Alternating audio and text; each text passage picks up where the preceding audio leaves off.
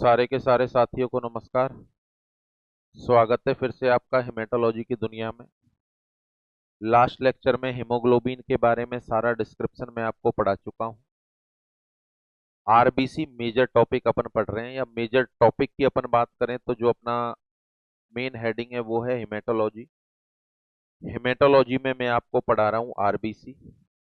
RBC में RBC के बनने से लेकर टूटने तक की यात्रा मैं आपको पढ़ा चुका हूँ। उसके बाद आरबीसी के टूटने से बनने वाले वेस्ट प्रोडक्ट बिलीरुबिन का डिस्क्रिप्शन भी मैं बता चुका हूं। फिर आरबीसी में पाए जाने वाले रेड कलर के पिगमेंट के बारे में अपन ने जानकारी ली, जिसका नाम था हीमोग्लोबिन, और उससे संबंधित सारे के सारे क्वेश्चनों का जवाब आपको मिल चुका है। अभी आरबीसी कंप्लीट नहीं हुई है। एक टॉपिक आरबीसी में अपन को पढ़ना है जिसका नाम है ऑस्मोटिक हीमोलाइसिस। ऑस्मोटिक हीमोलाइसिस का मतलब है, हीमोलाइसिस शब्द लग गया तो यहां क्लियर सा मतलब है आरबीसी का टूटना, ऑस्मोसिस की वजह से टूटना। ऑस्मोसिस की वजह से आरबीसी का टूटना ऑस्मोटिक हीमोलाइसिस कहलाता है। अब चूंकि यहां पर कुछ जनरल सा क्वेश्चन मैं आपसे करूं, ये आपके सामने कुछ सॉल्यूशन है, ये आपके सामने कुछ सॉल्यूशन है, ये तीन सॉल्यूशन है। सारे के सारे सॉल्यूशन की कंसंट्रेशन अलग अलग। ये तीन सॉल्यूशन है, सारे के सारे सॉल्यूशन की कंसंट्रेशन अलग अलग है। ये जो सॉल्यूशन रखा हुआ है इसकी कंसंट्रेशन है 0.45% NaCl। It is the solution number A. 0.45% NaCl, it is the solution number A. ये जो दूसरा सॉल्यूशन है that is the solution number B. इसकी कंसंट्रेशन है 0.9% NaCl। 0.9%, that is the solution B. इसकी कंसंट्रेशन है 3% NaCl। ये तीन अलग अलग सॉल्यूशन हो गए। मैंने शरीर में से एक आरबीसी को बाहर निकाला, और बाहर निकालने के बाद तीन आरबीसी को बाहर निकाला और इन सॉल्यूशन के अंदर डाला। सॉल्यूशन ए में डाला एक आरबीसी को, सॉल्यूशन बी में डाला दूसरी आरबीसी को, और सॉल्यूशन सी में डाला तीसरी आरबीसी को। यहां मेरा क्वेश्चन है, इस तरीके से अलग अलग कंसंट्रेशन वाले सॉल्यूशन में आरबीसी को पुट डाउन करने पर आरबीसी के साइज और शेप पर क्या फर्क पड़ने वाला है। आरबीसी के साइज और शेप पर क्या फर्क पड़ने वाला है। तो सबसे पहले क्वेश्चन नंबर 1, यदि आरबीसी को 0.45% NaCl के सॉल्यूशन में डाला जाए तो आरबीसी के साइज और शेप पर क्या फर्क पड़ेगा। ऑप्शन इस तरीके से हैं। पहला ऑप्शन कोई फर्क नहीं पड़ेगा। दूसरा ऑप्शन आरबीसी के अंदर से पानी बाहर निकलेगा और आरबीसी श्रिंक हो जाएंगी, सिकुड़ जाएंगी। तीसरा है आरबीसी के अंदर पानी भरेगा और आरबीसी फूलकर फट जाएंगी। आरबीसी में पानी भरेगा और आरबीसी फूलकर फट जाएंगी। कोई फर्क नहीं पड़ेगा, सिकुड़ जाएंगी या फूलकर फट जाएंगी। अच्छा, फूलकर फटना ही तो हीमोलाइसिस होगा, फूलकर फटना ही हीमोलाइसिस होगा। तो क्या आंसर है। पहला क्वेश्चन ऑप्शन है क्वेश्चन नंबर 1, यदि आरबीसी को 0.45% NaCl के सॉल्यूशन में रखा जाए तो आरबीसी के साइज और शेप पर क्या फर्क पड़ेगा। दूसरा क्वेश्चन, यदि 0.9% NaCl में रखा जाए तो आरबीसी के साइज और शेप पर क्या फर्क पड़ेगा। तीसरा क्वेश्चन, यदि 3% NaCl में रखा जाए तो आरबीसी के साइज और शेप पर क्या फर्क पड़ेगा। इन तीनों के क्या आंसर हैं। ऑप्शन समान है, कोई फर्क नहीं पड़ेगा। आरबीसी फूल जाएंगी और फूल कर फट जाएंगी, या आरबीसी श्रिंक हो जाएंगी, सिकुड़ जाएंगी। और इन तीनों का अलग अलग आंसर है। अब आप अपना माइंड लगाएं और सोचें कि इनका क्या आंसर आना चाहिए। तो देखें, इनका यही टॉपिक अपन पढ़ने वाले हैं। ऑस्मोटिक हीमोलाइसिस का मतलब यह है कि आरबीसी में पानी भरना और उसका बस्ट हो जाना। तो ये जो मैं टॉपिक पढ़ाऊं, किस तरह का क्वेश्चन आपके एग्जाम में बन सकता है उसको भी देख लें आप। इस तरह का क्वेश्चन आपके एग्जाम में बन सकता है। देख लें क्या लिखा हुआ है क्वेश्चन में। लेक्चर को पॉज करके क्वेश्चन का आंसर लिख लें आप आपके रजिस्टर में। The maximum haemolysis occur in which of the following solution. ये 4 सॉल्यूशन दिए गए हैं, इनमें से कौन से सॉल्यूशन में सर्वाधिक आरबीसी का डिस्ट्रक्शन होगा, इनमें से आपको चुनाव करना है। ये question number 2। The minimum haemolysis occur in which of the following solution. Same question है, पहले वाले में मैक्सिमम बोला था और दूसरे वाले में अपन ने मिनिमम बोल दिया, तो कौन से सॉल्यूशन में होगा। तीसरा क्वेश्चन, क्वेश्चन नंबर 3। ये तीसरा क्वेश्चन है।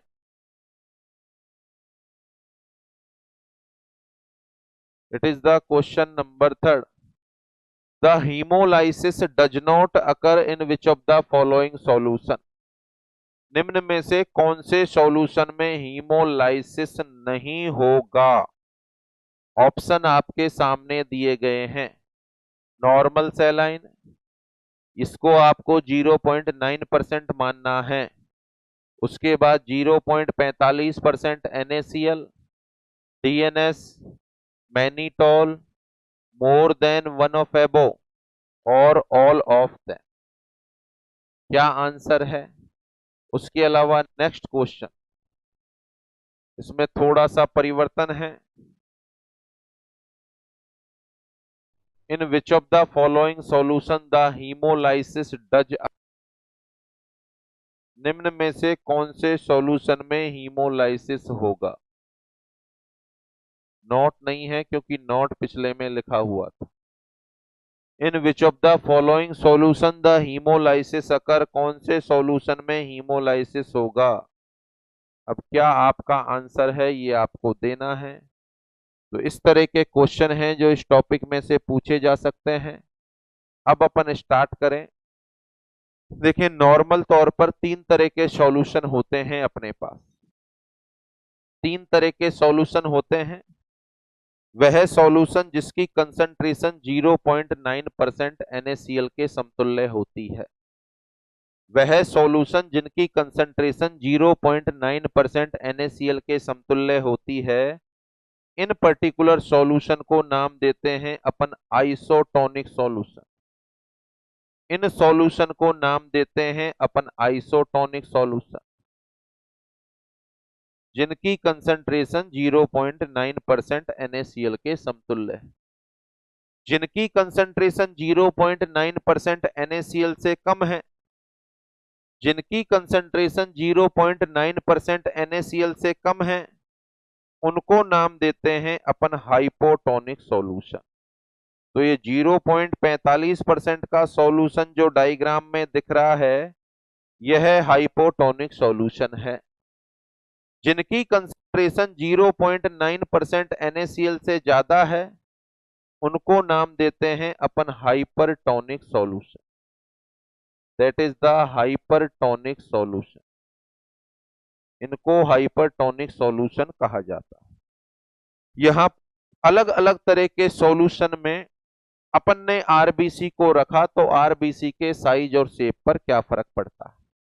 तो शायद 100 के 100% साथियों का आंसर सही है। मेरा ऐसा मानना है कि सर इसमें तो कोई फर्क नहीं पड़ेगा, में तो कोई फर्क नहीं पड़ेगा, बिल्कुल सही है। और बाकी बचे दो में से एक में तो सिकुड़ जाएगी और एक में फट जाएगी। एक में तो सिकुड़ जाएगी और एक में फट जाएगी। अब कौन से में सिकुड़ जाएगी, कौन से में फट जाएगी, इस पर अपन को डील करना है। तो आगे बढ़े अपन। सबसे पहले इसी शब्द पर चर्चा करें। What is the meaning of isotonic solution. Isotonic solution का क्या मतलब है। वो सारे के सारे सॉल्यूशन जिनकी कंसंट्रेशन 0.9% NaCl के समतुल्य है। जिनकी कंसंट्रेशन 0.9% NaCl के समतुल्य है, वो सारे के सारे सॉल्यूशन आइसोटोनिक सॉल्यूशन कहलाते हैं। मेरा यहां पर क्वेश्चन है आपसे कि 0.9% ही क्यों, 0.5 क्यों नहीं, या 1.2% NaCl क्यों नहीं, या 0.8 क्यों नहीं, 0.9% NaCl को ही आइसोटोनिक क्यों बोल रहे हो आप? मैं तो कहता हूं 0.8 को बोलो, या 1.0 को बोलो, या 0.5 को बोलो। 0.9 आया कहां से? ये वाली बात आप सारे के सारे साथी भली भांति जानते हैं, पर मेरा यहां पर क्वेश्चन है ये 0.9% NaCl शब्द आया कहां से, क्यों बोल रहे हो इसको आइसोटोनिक सॉल्यूशन? इसके बारे में हो सकता है अपन को कम नॉलेज हो, बहुतों को नॉलेज भी होगी। इसको जानते हैं कि ये 0.9% ही क्यों लिया सर। 0.8 भी ले सकते थे, 0.5 भी ले सकते थे। तो देखो ये मर्जी से नहीं लिया गया, किस तरीके से लिया गया उसको जाने आप। ये मेरा ब्लड सैंपल निकाला गया, 100 ml ब्लड मेरा बाहर निकाला गया, 100 ml ब्लड मेरा बाहर निकाला गया। इसमें से जो 45% है वो तो है ब्लड सेल, 45% है वो तो है ब्लड सेल, और ये जो 55% है ये है प्लाज्मा। ये जो 55% है ये है प्लाज्मा। इस प्लाज्मा को यहां से बाहर निकाला, और बाहर निकालने के बाद एक पर्टिकुलर जार में ले लिया। ये प्लाज्मा को बाहर निकाला, और बाहर निकालने के बाद इस पर्टिकुलर जार में ले लिया। क्या ले लिया? पर्टिकुलर जार में केवल प्लाज्मा ले लिया, इस प्लाज्मा को ले लिया। अच्छा, ये तो हो गया अपना प्लाज्मा इस जार के अंदर। इसके बाद अपन ने एक दूसरा सॉल्यूशन बनाया। ये अपन ने एक दूसरा सॉल्यूशन बनाया, ये अपन ने सॉल्यूशन तैयार किया। इसको नाम दे दिया मैंने सॉल्यूशन ए। इसको मैंने नाम दे दिया सॉल्यूशन ए। इधर वाले जार में क्या लिया हुआ है अपन ने? प्लाज्मा। उधर क्या लिया हुआ है अपन ने? सॉल्यूशन ए। अच्छा, दोनों के बीच अपन ने सेमी परमिएबल मेम्ब्रेन लगा दी। दोनों के बीच में अपन ने सेमी परमिएबल मेम्ब्रेन लगा दी। उसके बाद इस पर्टिकुलर सॉल्यूशन में मैंने 0.5% NaCl डाला। 0.5% NaCl डाला मैंने इस, यानी जो सॉल्यूशन मैंने बनाया ए, उसमें मैंने 0.5% NaCl डाला। जब मैंने 0.5% का सॉल्यूशन बनाया और 1 घंटे तक दोनों को मिलाकर छोड़कर मैं गया, तो मुझे रिजल्ट ये मिला कि पानी के मॉलिक्यूल का फ्लो यहां से यहां हुआ, यहां से यहां हुआ। इसका मतलब यह है ए सॉल्यूशन से प्लाज्मा की तरफ हुआ, तो ए वाले की कंसंट्रेशन कम है और प्लाज्मा की ज्यादा है। तो ये फ्लो देखने के बाद मेरे दिमाग ने ये आंसर दिया कि भैया अपने प्लाज्मा की कंसंट्रेशन शायद 0.5% NaCl से तो ज्यादा है, शायद 0.5% NaCl से तो कंसंट्रेशन ज्यादा है। That is clear. उसके बाद मैंने इसमें इस सॉल्यूशन को तो हटाया और 1% NaCl का सॉल्यूशन मिलाया, क्योंकि ऑस्मोसिस में अपन जानते हैं, ऑस्मोसिस में अपन जानते हैं पानी के मॉलिक्यूल की गति होती है कम कंसंट्रेशन वाले सॉल्यूशन से ज्यादा कंसंट्रेशन वाले सॉल्यूशन की तरफ। फिर मैंने इसमें 1% NaCl मिलाया। अच्छा, 0.5% को तो हटा दिया, 1% NaCl को रखा। अब मैं क्या देखता हूं कि उल्टा हुआ। पानी के मॉलिक्यूल प्लाज्मा से ए वाले सॉल्यूशन की तरफ गए, पानी के मॉलिक्यूल प्लाज्मा से ए वाले सॉल्यूशन की तरफ गए। तो इससे एक बात तो मेरे समझ में आ गई, कम कंसंट्रेशन से ज्यादा की तरफ जा रहे हैं। ये जो प्लाज्मा अपन ने लिया है इसकी कंसंट्रेशन 0.5% NaCl से तो ज्यादा है, परंतु 1% NaCl से कम है।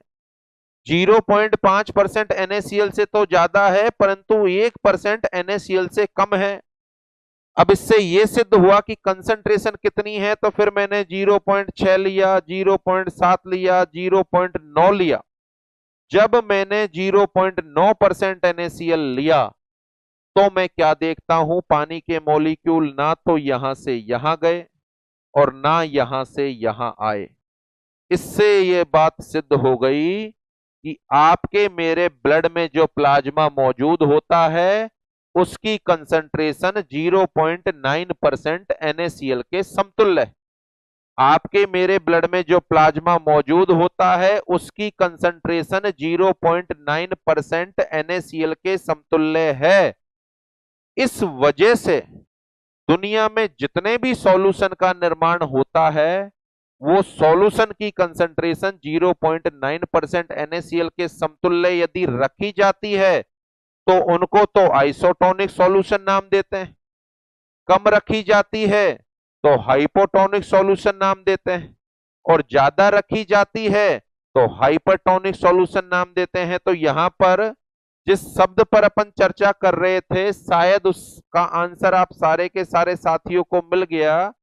अपनी जो चर्चा हो रही थी वो ये हो रही थी कि सर इसको 0.9% NaCl क्यों माना है, 0.8 मान लो ना, इसको 0.8 मान लो ना, 0.5 मान लो, 0.9 क्यों माना है, तो शायद अब आपको समझ में आ गया। 0.9% NaCl अपन ने इसलिए माना है कि आपके मेरे प्लाज्मा की कंसंट्रेशन इसके समतुल्य होती है। अब यदि कोई आपसे पूछे कि बताओ आपके मेरे प्लाज्मा की कंसंट्रेशन कितनी है, आपके मेरे प्लाज्मा की कंसंट्रेशन कितनी है, तो आप आंसर देंगे कि सर 0.9% NaCl है। 0.9% NaCl के समतुल्य है, तो वो सारे के सारे सॉल्यूशन जिनकी कंसंट्रेशन 0.9% NaCl के समतुल्य है उनको अपन आइसोटोनिक सॉल्यूशन नाम देना चाहेंगे, आइसोटोनिक सॉल्यूशन नाम देना चाहेंगे। फॉर एग्जाम्पल के लिए कौन कौन से होते हैं आइसोटोनिक सॉल्यूशन, बार बार हर बार आपके एग्जाम में पूछा जाने वाला, एक तो NS होता है, बोले तो नॉर्मल सैलाइन होता है। उसके अलावा D5% होता है, D5% को आइसोटोनिक सॉल्यूशन माना जाता है। उसके अलावा RL, ये तीनों के तीनों स्टैंडर्ड आइसोटोनिक सॉल्यूशन हैं और अस्पताल में सर्वाधिक काम में आते हैं। अस्पताल में सर्वाधिक काम में आते हैं normal saline, D5%, RL, both all three are the isotonic solution. कैसे चेक किया होगा, देखो इनको भी जब बनाया होगा, यहां पर 0.9% NaCl ले लिया मैंने, 0.9% नॉर्मल सैलाइन ले लिया।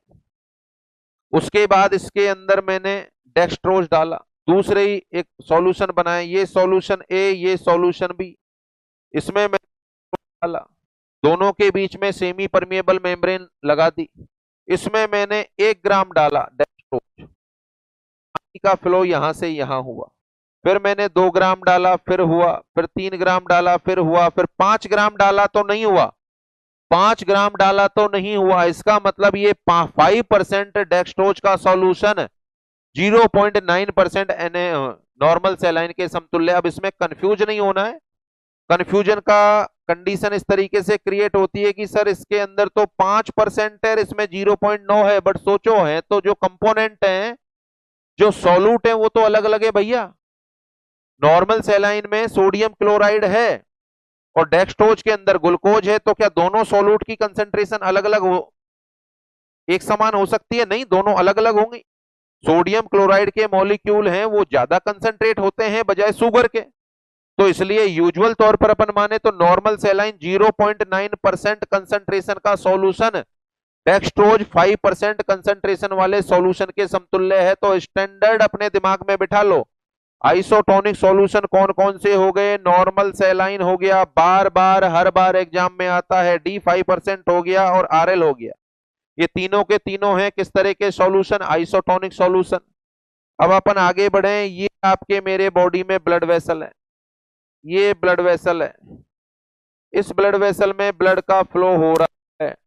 देखो ब्लड के फ्लो में किस किस का फ्लो हो रहा है, ब्लड सेल का, ब्लड सेल का फ्लो हो रहा है और प्लाज्मा का फ्लो हो रहा है, ब्लड सेल का फ्लो हो रहा है और प्लाज्मा का फ्लो हो रहा है। देखिए बहुत ही इंपॉर्टेंट बात यहाँ पर सामने आने वाली है, सभी के सभी साथी पूरी तरीके से गौर करें। ये आपकी मेरी ब्लड वेसल है, ब्लड वेसल में आरबीसी, डब्ल्यूबीसी, प्लेटेलेट्स तीनों सर्कुलेट हो रही हैं, साथ में प्लाज्मा भी सर्कुलेट हो रहा है। तीनों ब्लड सेल में काफी सारे ऑर्गेनेल भरे हुए हैं, दैट इज क्लियर, सारे के सारे ऑर्गेनेल मौजूद हैं। तो जब आपकी मेरी ब्लड वेसल में आरबीसी, डब्ल्यूबीसी और प्लेटलेट सर्कुलेट होती रहती हैं या घूमती रहती हैं, तो क्या इनके अंदर प्लाज्मा में उपस्थित पानी अंदर जाता होगा या इनके अंदर से पानी बाहर आता होगा? तीनों ब्लड सेल में पानी अंदर जाता होगा या बाहर आता होगा? अच्छा, ये जो सेल हैं आपको पता है इनकी मेम्ब्रेन पोरस होती है।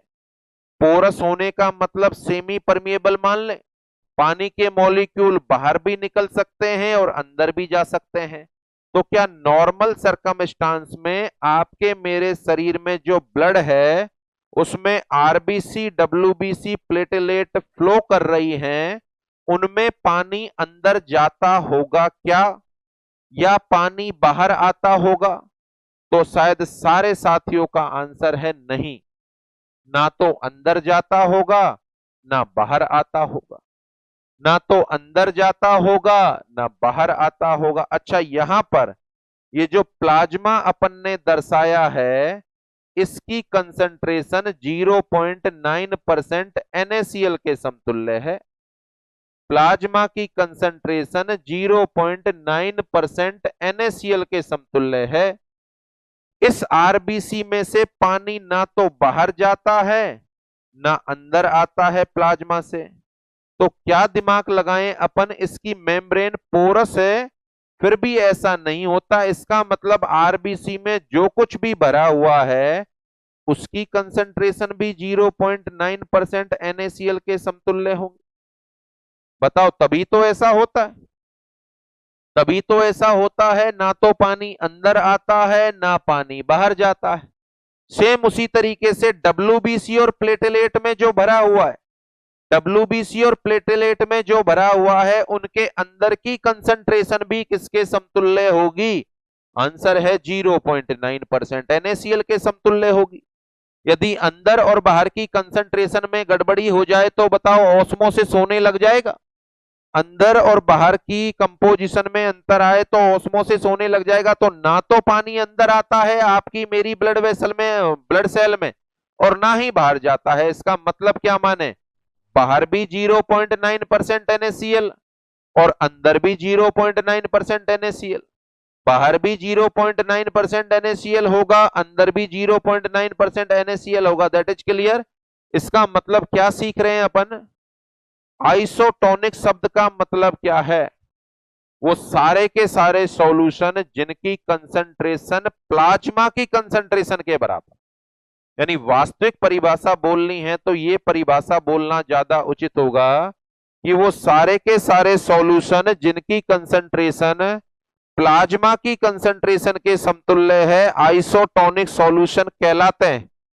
कौन कौन से होते हैं isotonic solution? Normal saline, D5% और RL, all three are the isotonic solution. अब कितनी है अपने प्लाज्मा की कंसंट्रेशन जी? 0.9% NaCl। कितनी है अपने आरबीसी के अंदर की कंसंट्रेशन? 0.9% NaCl। कितनी है अपनी डब्ल्यूबीसी और प्लेटलेट के अंदर की concentration? Answer is same, 0.9% NaCl। अब सोचो, इस आरबीसी को शरीर से बाहर निकाला जाए, इस आरबीसी को शरीर से बाहर निकाला जाए ये अपन ने एक जार बनाया और शरीर से बाहर निकालकर 0.9% NaCl के सॉल्यूशन में रखा जाए। इस आरबीसी को शरीर से बाहर निकाला जाए और शरीर से बाहर निकालने के बाद 0.9% NaCl सॉल्यूशन में रखा जाए। अच्छा, 0.9% NaCl सॉल्यूशन का मतलब क्या? Isotonic solution. आरबीसी को कौन से सॉल्यूशन में रखा है अपन ने? आइसोटोनिक सॉल्यूशन में रखा है। और क्वेश्चन आपसे पूछ रहा है यदि आरबीसी को 0.9% NaCl में रखें या आइसोटोनिक सॉल्यूशन में रखें या D5% वाले सॉल्यूशन में रखें या RL वाले सॉल्यूशन में रखें तो आरबीसी के साइज और शेप पर क्या फर्क पड़ेगा? आंसर समझ लें आप। आरबीसी के बाहर अंदर 0.9% NaCl, आरबीसी के बाहर भी 0.9% NaCl। ना तो पानी बाहर से अंदर आएगा ना अंदर से बाहर जाएगा। ऑस्मोसिस पढ़ा चुका हूं मैं आपको। दो सॉल्यूशन होने चाहिए, दोनों के बीच सेमी परमिएबल मेम्ब्रेन होनी चाहिए। अच्छा, दो सॉल्यूशन हैं, एक अंदर और एक बाहर, सही है। दोनों के बीच सेमी परमिएबल मेम्ब्रेन है, ये भी सही है। एक और वर्ड बताया था, दोनों की कंसंट्रेशन अलग अलग होनी चाहिए। अगर दोनों की कंसंट्रेशन समान है तो क्या ऑस्मोसिस होगा? नहीं होगा। नहीं होगा तो यहां पर आरबीसी के साइज और शेप पर क्या फर्क पड़ेगा? यहां आंसर है the shape of RBC, the shape of RBC remain same, the shape of RBC remain same. यानी आरबीसी का शेप सेम रहेगा, आरबीसी के साइज और शेप पर किसी तरह का कोई फर्क नहीं पड़ेगा। Is that clear? इस क्वेश्चन का आंसर होगा यदि आरबीसी को आइसोटोनिक सॉल्यूशन में रखा जाए तो आरबीसी के साइज और शेप पर क्या फर्क पड़ेगा? आंसर है आरबीसी के साइज और शेप पर कोई फर्क नहीं पड़ेगा। Is that clear? Come on to the next. दूसरे तरह के सॉल्यूशन, दूसरे तरह के सॉल्यूशन जिनका नाम है हाइपोटोनिक सॉल्यूशन। देखिए, हाइपोटोनिक सॉल्यूशन की वास्तविक परिभाषा, वो सारे के सारे सॉल्यूशन जिनकी कंसंट्रेशन प्लाज्मा की कंसंट्रेशन से कम होती है, वो सारे के सारे सॉल्यूशन जिनकी कंसंट्रेशन प्लाज्मा की कंसंट्रेशन से कम होती है, हाइपोटोनिक सॉल्यूशन की कंसंट्रेशन कम होती है प्लाज्मा से, या फिर दूसरे एवज में भी परिभाषित करें, वो सारे के सारे सॉल्यूशन जिनकी कंसंट्रेशन 0.9% NaCl से कम होती, वो हाइपोटोनिक सॉल्यूशन कहलाएंगे। हाइपोटोनिक सॉल्यूशन के एग्जाम्पल की अपन बात करें, 0.45% NaCl, 0.45% NaCl का सॉल्यूशन हाइपोटोनिक सॉल्यूशन है। अब ये हाइपोटोनिक, हाइपरटोनिक, आइसोटोनिक सॉल्यूशन कौन कौन सी बीमारियों में काम में लेते हैं, ये सारा का सारा मैटर आपको फंडामेंटल ऑफ नर्सिंग में पढ़ा दिया जाएगा। Indication, contraindication, nausea vomiting में कौन सा, डायरिया में कौन सा, कौन सी स्थिति में हाइपोटोनिक काम में लेंगे, बच्चों में कब काम में लेंगे, सारा का सारा वहां पर क्लियर हो जाएगा। अभी केवल अपन आरबीसी की बात कर रहे हैं। तो हाइपोटोनिक सॉल्यूशन में यदि आरबीसी को रखो, ये अपन ने एक सॉल्यूशन तैयार कर दिया जिसकी कंसंट्रेशन है 0.45% NaCl। एक सॉल्यूशन अपन ने तैयार कर दिया 0.45% NaCl, ये वो सॉल्यूशन हो गया। इस सॉल्यूशन में अपन ने आरबीसी को डाला, इस सॉल्यूशन में अपन ने आरबीसी को डाला। आरबीसी के अंदर जो भरा हुआ है उसकी कंसंट्रेशन कितनी है?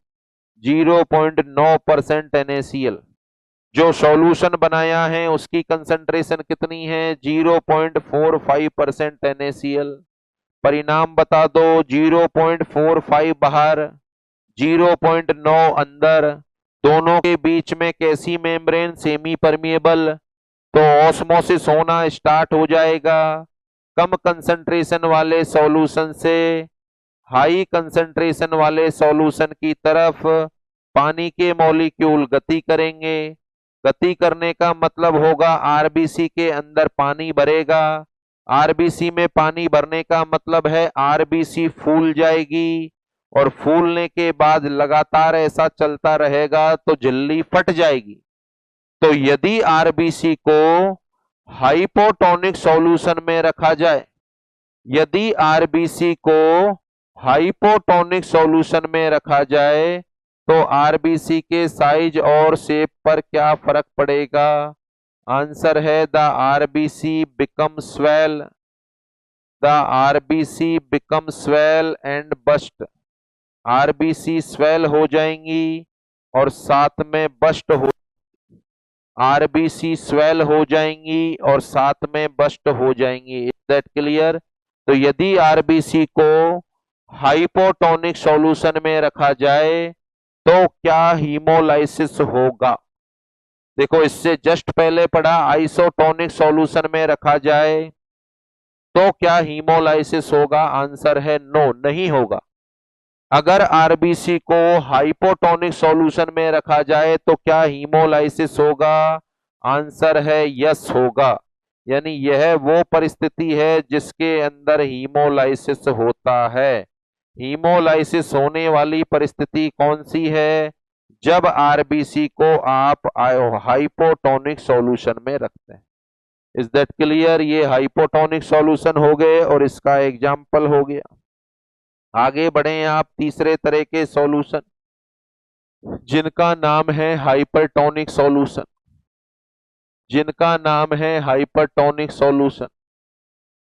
हाइपरटोनिक सॉल्यूशन का मतलब वो सारे के सारे सॉल्यूशन जिनकी कंसंट्रेशन 0.9%, वो सारे के सारे सॉल्यूशन जिनकी कंसंट्रेशन 0.9% NaCl से ज्यादा है, या जिनकी कंसंट्रेशन प्लाज्मा से ज्यादा है। या तो यूं बोल दो, प्लाज्मा से ज्यादा कंसंट्रेशन वाले सॉल्यूशन, 0.9% NaCl से ज्यादा कंसंट्रेशन वाले सॉल्यूशन को हाइपरटोनिक सॉल्यूशन बोलेंगे। अब कौन कौन से हैं हाइपरटोनिक सॉल्यूशन, यदि एग्जाम्पल आपको बताऊं? देखें, हाइपरटोनिक सॉल्यूशन में एक तो D10 आता है, ये तो कॉमन सेंस वाली बात हो गई। जब D5 को अपन आइसोटोनिक बोल रहे हैं, उसको डबल करेंगे तो हाइपरटोनिक हो जाएगा। DNS आता है, DNS आता है। देखें, DNS के दो फॉर्मुलेशन होते हैं। एक फॉर्मुलेशन तो ये हो गया, एक फॉर्मुलेशन तो ये हो गया।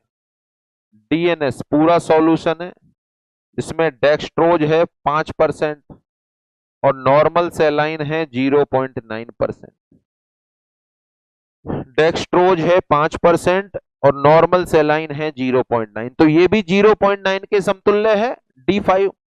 तो बताओ, डबल हो गया, आइसोटोनिक से डबल हो गया। डबल होना हाइपरटोनिक सॉल्यूशन होगा ये। परंतु अगर इसकी कंसंट्रेशन इस तरीके से हो, ये डेक्सट्रोज तो 2.5% हो, 2.5, और ये 0.45% हो, तो देखो नॉर्मल सेलाइन जो आइसोटोनिक में होता है वो आधा हो गया, और यहां भी जो आइसोटोनिक में D5% होता है वो आधा हो गया, और आधे को जोड़ेंगे तो एक हो गया। आधे और आधे को जोड़ेंगे तो एक हो गया। तो यदि ये 2.5 और ये 0.45 हो तो ये आइसोटोनिक होगा, तो ये आइसोटोनिक होगा। परंतु जब ये 5% और ये 0.9% है तो हाइपरटोनिक होगा। Is that clear? क्योंकि ये तो आइसोटोनिक सिंगल हो गया और ये भी सिंगल आइसोटोनिक हो गया, और 1+1 डबल हो गया आइसोटोनिक। दो आइसोटोनिक का मतलब हाइपरटोनिक हो गया। परंतु ये आधा आधा हो, 2.5% और 0.45%, अब इसको आइसोटोनिक बोलेंगे। अगर अपन को नहीं दिया जाए तो ये केवल और केवल हाइपरटोनिक मानना है। तो DNS हो गया, उसके अलावा D25% हो गया, D25% हो गया, उसके अलावा एक बेहद इंपॉर्टेंट मैनिटॉल और ग्लिसरॉल, मैनिटॉल और glycerol, they all are the example of hypertonic solution. They all are the example of hypertonic solution. कौन कौन से हो गए? D10, DNS, D25%, mannitol, glycerol, ये सारे के सारे हाइपरटोनिक सॉल्यूशन हैं। फिर से डील करें अपन। यदि आरबीसी को किसी हाइपरटोनिक सॉल्यूशन में रखा जाए, ये हाइपरटोनिक सॉल्यूशन बन गया, बोले तो 3% NaCl, ये हाइपरटोनिक सॉल्यूशन बन गया 3% NaCl। इसमें अपन ने आरबीसी को रख दिया। अब क्या परिणाम होगा देखें। आरबीसी के अंदर भरा हुआ है 0.9% NaCl, इस आरबीसी के जस्ट बाहर है 3% NaCl, बीच में है सेमी परमिएबल मेम्ब्रेन, बोले तो ऑस्मोसिस होगा। कम कंसंट्रेशन वाले सॉल्यूशन से ज्यादा कंसंट्रेशन वाले सॉल्यूशन की तरफ पानी के मॉलिक्यूल की गति होगी। इसका मतलब है आरबीसी के अंदर से पानी बाहर निकल रहा है, आरबीसी के अंदर से पानी बाहर निकल रहा है, और आरबीसी के अंदर से पानी का बाहर निकलना रिजल्ट होगा the RBC become shrink, the RBC become shrink, RBC shrink हो जाएंगी, आरबीसी श्रिंक हो जाएंगी। Is that clear? फिर मेरा यहां पर क्वेश्चन है, क्या यहां हीमोलाइसिस होगा? क्या हाइपरटोनिक सॉल्यूशन में आरबीसी को रखने पर हीमोलाइसिस होगा? हीमोलाइसिस का मतलब है आरबीसी का टूटना, बस्ट होना। यहां किसी भी हाल में आरबीसी नहीं टूट रही हैं, सिकुड़ रही हैं या पिचक रही हैं, जिसको हीमोलाइसिस नहीं बोलेंगे अपन। तो यहां अपन बात करें तो आंसर होगा haemolysis does not occur. Answer होगा haemolysis does not occur, haemolysis नहीं होगा। देखें, आइसोटोनिक सॉल्यूशन में हीमोलाइसिस हो रहा है क्या? नहीं हो रहा। हाइपरटोनिक सॉल्यूशन में हीमोलाइसिस हो रहा है क्या? नहीं हो रहा। तो हीमोलाइसिस हो किस में रहा है? सिर्फ एक तरह के सॉल्यूशन में। कौन सा सॉल्यूशन है वो? हाइपोटोनिक। तो आरबीसी को केवल और केवल हाइपोटोनिक सॉल्यूशन में रखा जाए तो ही हीमोलाइसिस होगा, अदरवाइज हीमोलाइसिस नहीं होगा। तो शुरुआत में पूछे गए तीनों क्वेश्चनों का जवाब आपको मिल गया।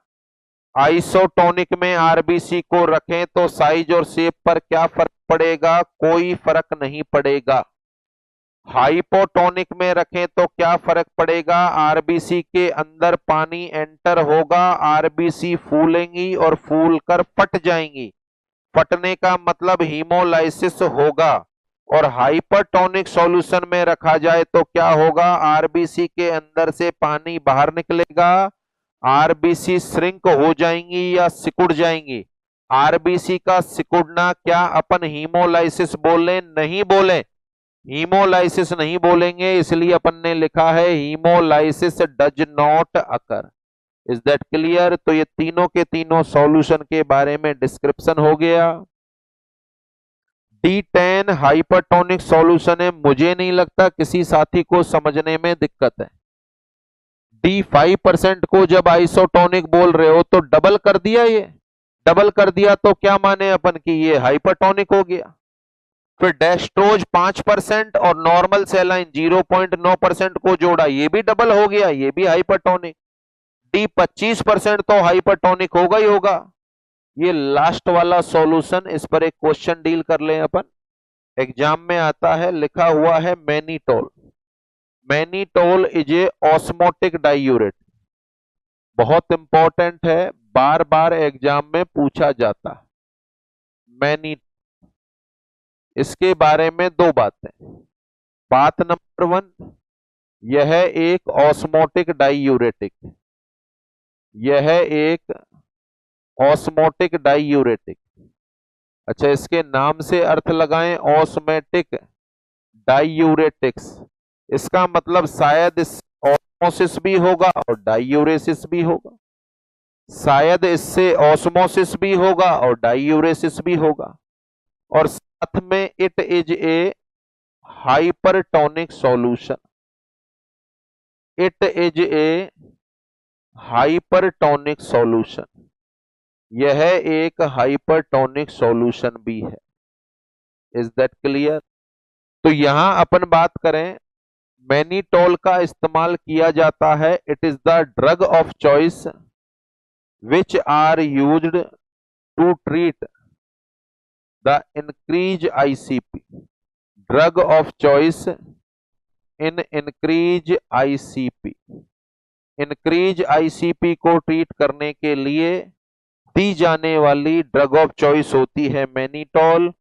आपके एग्जाम में एक बार नहीं, कम से कम 10 बार पूछा गया क्वेश्चन है, which of the following drug are commonly used to treat the increase ICP? The answer is mannitol. किस तरीके से काम करती है मैनीटोल, उस पर यदि अपन चर्चा करें, देखें ऑस्मोटिक डाईयूरेटिक है, ये कैसे काम करती है। ये वो भाई साहब हैं जिनका इंट्राक्रेनियल प्रेशर बढ़ गया, ये वो भाई भैया हैं जिनका इंट्राक्रेनियल प्रेशर बढ़ गया है। कैसे बढ़ा होगा इंट्राक्रेनियल प्रेशर, उसको इस तरीके से समझ सकते हैं अपन। ये इनके ब्रेन की ब्लड वेसल हैं, यहां पर ब्लड का फ्लो हो रहा है, और चूंकि ऐसा हुआ होगा, आईसीपी जब बड़ा होगा तो यहां पर बीच बीच में फ्लूइड लीक हो गया होगा, बीच बीच में फ्लूइड लीक हो गया होगा।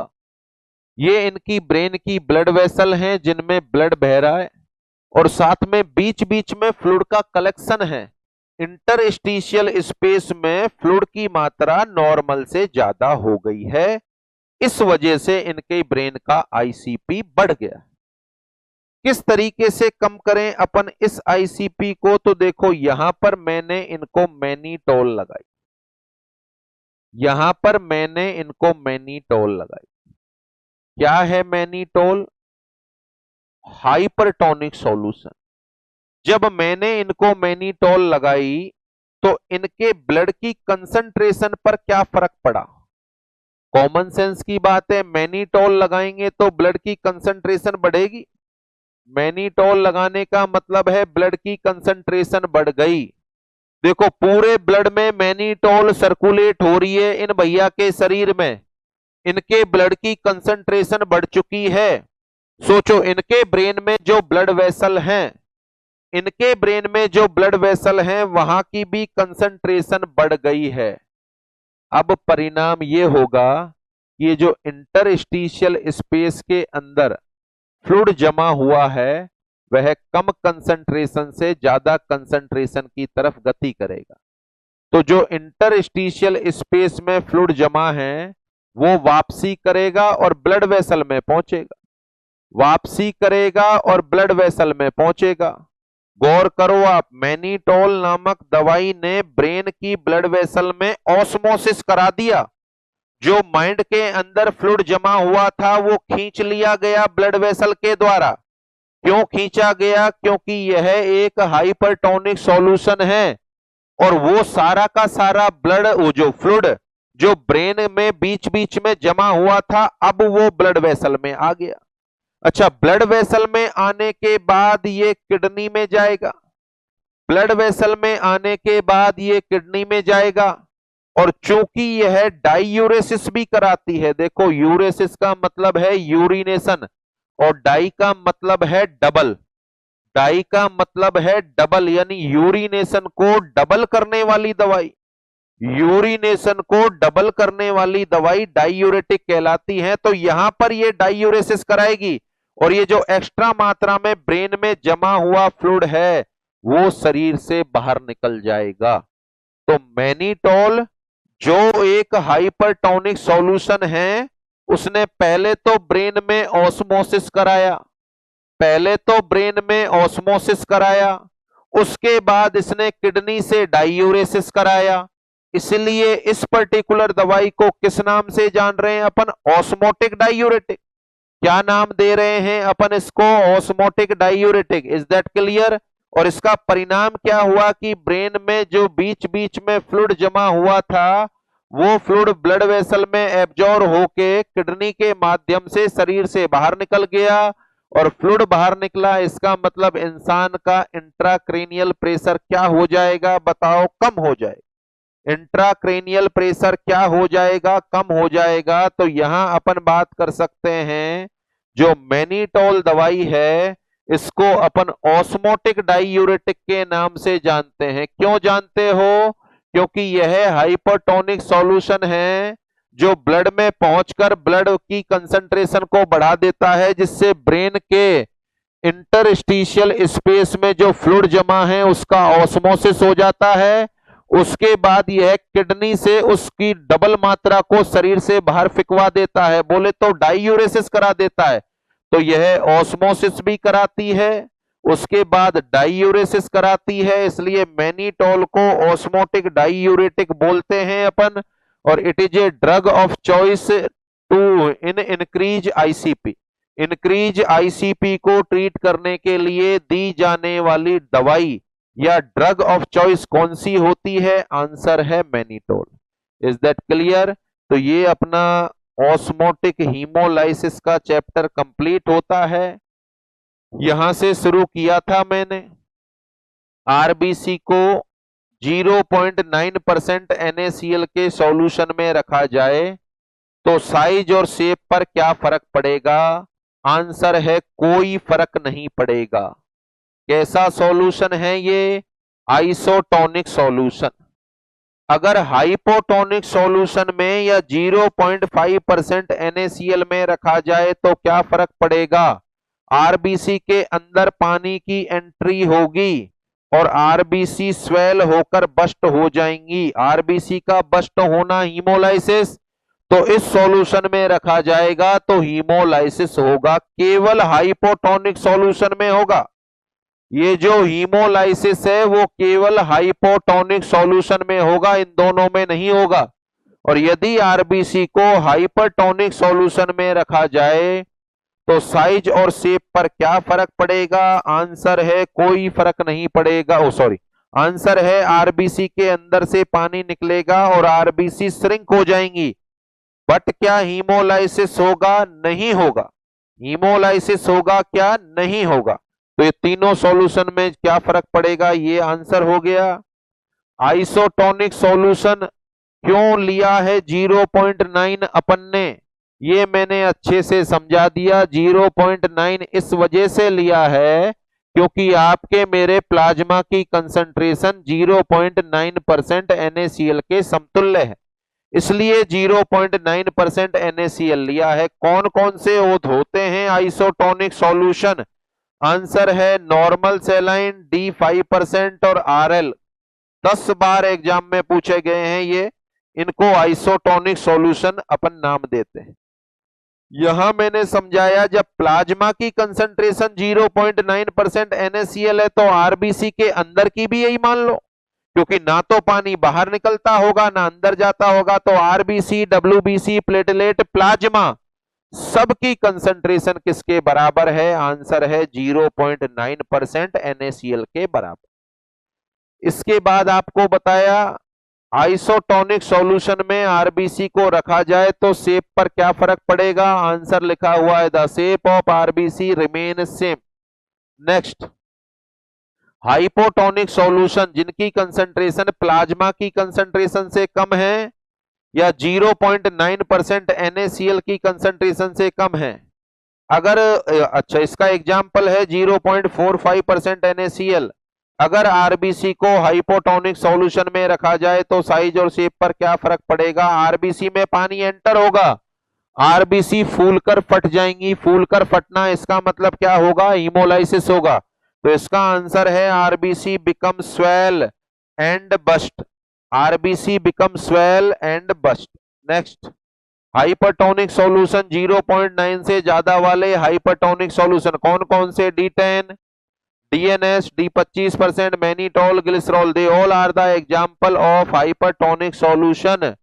हाइपरटोनिक सॉल्यूशन में आरबीसी को रखें तो क्या होगा? सिकुड़ जाएंगी, पिचक जाएंगी, बट क्या फट जाएंगी? नहीं। क्या इस सॉल्यूशन में हीमोलाइसिस होगा? आंसर है नहीं होगा। The haemolysis does not occur in these solution. उसके अलावा मैनीटॉल पर चर्चा की। It is the drug of choice to treat the increase ICP. और अपन ने चर्चा की क्या है ये? हाइपरटोनिक सॉल्यूशन है। किस कैटेगरी में आता है? Osmotic diuretic. और यहां मैंने ऑस्मोसिस और डाइयूरेसिस कैसे हो रहा है ये आपको समझा दिया। तो ये टोटल मीनिंग हो गया। लास्ट क्वेश्चन आपके दिमाग के अंदर नॉर्मली आता है कि सर आप बता रहे हो हाइपोटोनिक सॉल्यूशन में आरबीसी को रखा जाए तो आरबीसी फूलकर फट जाएंगे, ठीक है। अच्छा, हाइपरटोनिक में रखा जाए तो आरबीसी सिकुड़ जाएंगे। तो मैंने तो अपने प्रैक्टिकल टाइम में, ट्रेनिंग टाइम में जाने कितने सारे मरीजों को डीएनएस लगाया है। क्या उनकी आरबीसी सिकुड़ गई होंगी? कितनी बार मैंने 0.45% NaCl लगाया है, क्या उनकी आरबीसी फट गई होंगी? आप जो टॉपिक पढ़ा रहे हो यदि ऐसा ही वास्तविकता में होता है तो फिर ये सॉल्यूशन काम में ही नहीं आने चाहिए। तो फिर ये सॉल्यूशन काम में ही नहीं आने चाहिए। ये क्वेश्चन दिमाग में आ सकता है। क्या जवाब दे रहे हैं या क्या सोच रहे हैं आप? देखिए, इसलिए टॉपिक में अपन ने जार बनाया है और शरीर से बाहर निकालकर आरबीसी को रखा है। क्या शरीर में भी इस तरह का प्रभाव होता है? बिल्कुल नहीं होता। आप बिंदास डीएनएस 0.45 NaCl D25% कुछ भी लगा सकते हो, शरीर में ऐसा कुछ नहीं होता। कि सर शरीर में ऐसा क्यों नहीं होता? देखिए, शरीर में ऐसा इसलिए नहीं होता, बॉडी स्वतः ही कंपनसेशन कर लेती है। मेरी ब्लड वेसल में 5 लीटर ब्लड है। 5 लीटर ब्लड की वजह से मेरी ब्लड वेसल पर प्रेशर लग रहा है 120/80। मेरा बीपी 120/80 है। अगर मैं आधे घंटे में 1 लीटर पानी पी लूं तो ये पानी एब्जॉर्ब होने के बाद मेरे ब्लड वेसल में जाएगा। तो मेरी ब्लड वेसल में जो 5 लीटर ब्लड है वो 6 लीटर हो गया। जाएगा तो ब्लड में ही, पेट से एब्जॉर्ब होके ब्लड में जाएगा। तो इसका मतलब मेरा बीपी बढ़ जाना चाहिए। बट प्रैक्टिकली सोचो, क्या ऐसा बढ़ता है? अगर ऐसा कुछ होने लग जाए तो हर काम नाप तोल के होगी, नहीं बस आधा गिलास हो गया अब मत पीना। बॉडी में कंपनसेशन के लिए ऑर्गन मौजूद है। अगर मैं आधे घंटे में 1 लीटर पानी पीऊंगा तो सोचो 2 घंटे में कितनी बार यूरिनेशन होगा मुझे। जितना भी एक्स्ट्रा पानी है शरीर से बाहर और मैं जरूरत से ज्यादा पी रहा हूं तो वॉमिट हो जाएगी। ऐसा थोड़ी, अगर मुझे प्यास नहीं है मैं लगातार पानी पीऊंगा तो वॉमिट होंगी, दैट इज क्लियर। बॉडी सहन ही नहीं कर पाएगी और फिर भी यदि ब्लड में चला गया तो किडनी यूरिन के द्वारा बाहर निकाल देगी उसको। तो बॉडी में कंपनसेशन है। मैंने किसी मरीज को डीएनएस लगाया, सोचो आप, मैंने किसी मरीज को डीएनएस लगाया।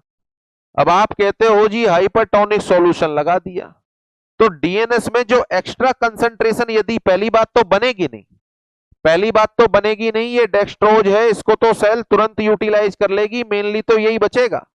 जैसे इसको अपन माने, इसकी अपन बात करें, ये सॉल्यूशन अपन ने किया D25%, कि सर D25% आपने लगा दिया तो आरबीसी तो श्रिंक हो जाएंगी। ध्यान करो कितना लगाते हो ये आप। जिन साथियों ने प्रैक्टिकली लगाया है 100 ml, 200 ml, हद करके 500 ml, ये जो सॉल्यूशन अपन लगाते हैं, पढ़ाने को मैंने हाइपरटोनिक पढ़ाया है, आपको हाइपरटोनिक ही ध्यान रखना, पर एक्चुअली में यह शरीर में जाकर हाइपोटोनिक जैसा व्यवहार करता है। कि सर ऐसा कैसे होता है? ऐसा यूं होता है, कब लगाओगे आप डी 25%? जब इंसान को सीवियर हाइपोग्लाइसीमिया हो रहा है, ग्लूकोज कम है, तभी तो 25% लगाओगे। लगाओगे कैसे? आप आईवी लगाओगे। ये लगा दिया आईवी।